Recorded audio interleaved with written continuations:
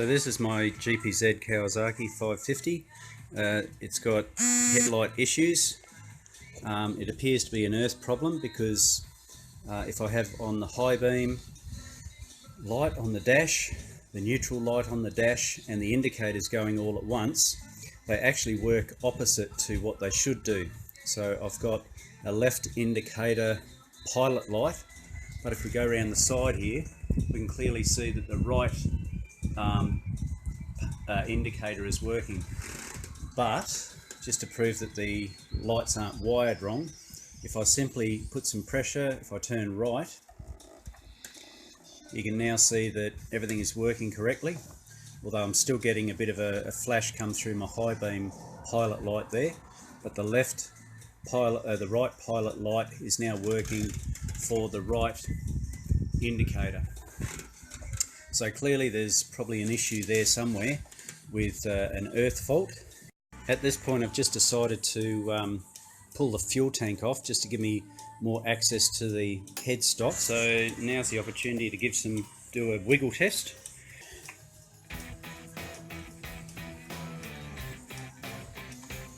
Aha! Look at that. So it must be that wiring loom right there. And notice I don't know if you guys can see it or not, but my headlights are actually changing as well. Alright, let's so there's, let's get out of the shade there. Sunlight. Alright, so you can see me changing it backwards and forwards. And it's actually going from left to right, so that's clearly my wiring loom. Who knows, it's most likely an earth, I would say, so we'll check that. I'll just give you guys a look at the lights flashing while I'm tweaking it. Alrighty, so if we just get in a little bit closer, hopefully this is what this does. Alright, so if we have a close look, and that's why I couldn't get it to play up again because I've been a bit maybe aggressive. But if you just go like that and flip that out, what do we have? We have a broken wire, and I reckon that will be an earth wire. Alright, so what I've done at this point is print out a schematic. It's a very, very basic schematic, and it's not the right model, but hopefully it'll help us get our head around the problem that exists. Now that we've actually discovered the fault, why is it like that? Why is it that rather than it just stopping, it creates a path into the parallel indicator circuit? So let's have a look at the circuit that we actually have where the wire is broken. Now we know that we have the indicator light here, and that goes down to there, doesn't it? We also know that we have, or that's our pilot light on the dash. We know that we have a light going across here and a light down to here. In this schematic we can see that they're individual earths, aren't they? So our pilot light has an individual earth, our right hand front has an individual earth, and our right hand rear has an individual earth as well.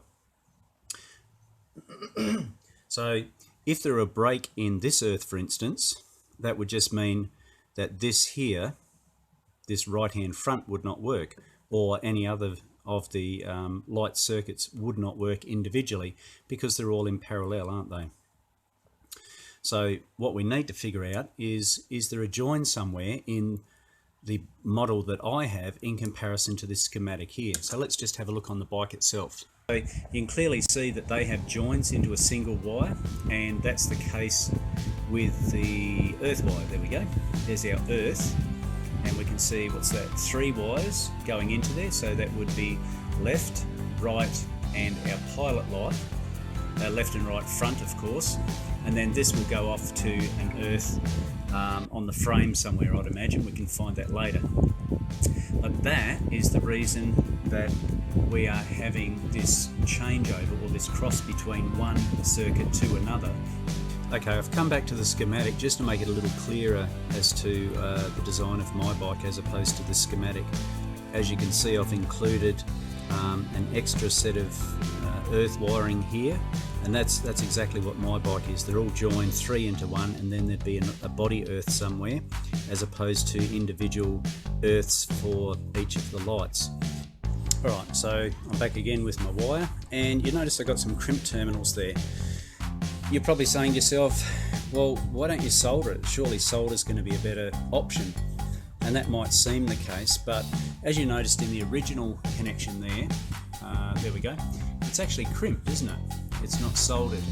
And particularly in the automotive industry nowadays, a lot of wiring is actually crimped, and any repairs that you do must be crimped as well.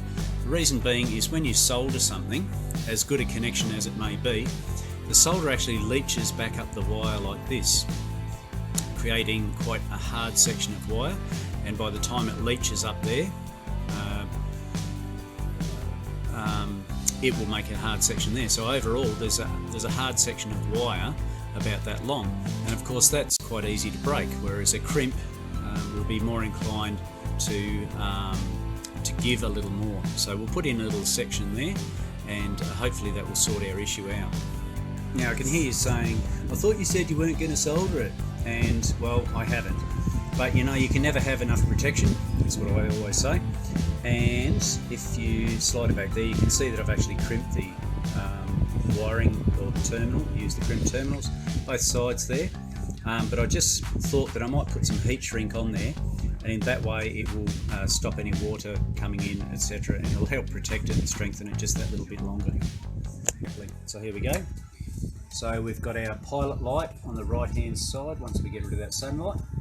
Pilot light, right hand side.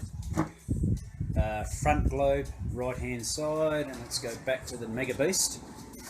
And what do we have?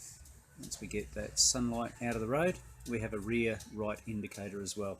And the same applies for the left hand side. So that's all good. So just to recap, it had an open circuit, but it was leaking.